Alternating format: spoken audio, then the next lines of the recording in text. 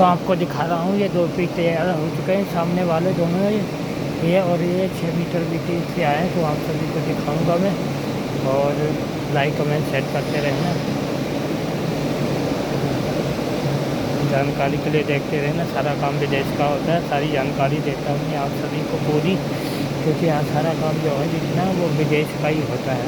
हाँ, विदेश।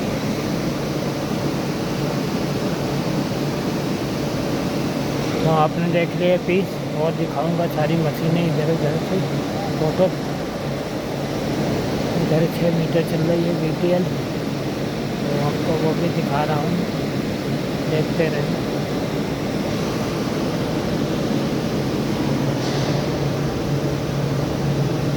तो और दिखा दिए जानकारी के लिए मैंने, ये भी देखो।